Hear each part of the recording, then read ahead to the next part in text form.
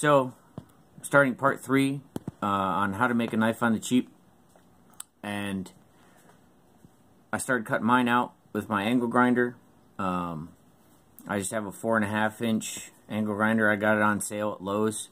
It was I think it was a return, so less than $100, and the blades are a couple bucks a piece at Lowe's.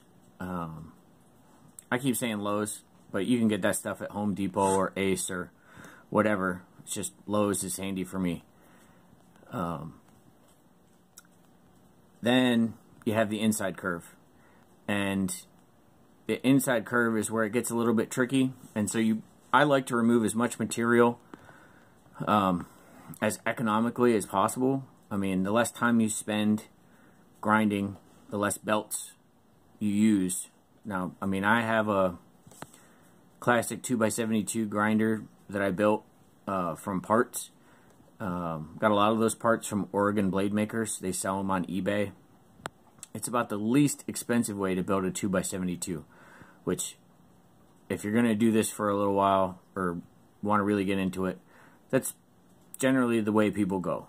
I think part of that is the economy of the buying 2x72 belts. You get more grit and longer use out of a 2x72 belt than you do a 4x16 or a 4x24. And then, I mean, you can pick up the parts from Oregon blade maker, put it together, mount it on a table, and you just find yourself an electric motor. This is mine. It's nothing earth-shattering, but all the hard parts are done by Oregon blade maker. But it's definitely the least expensive way I could find to build an economically feasible for me grinder.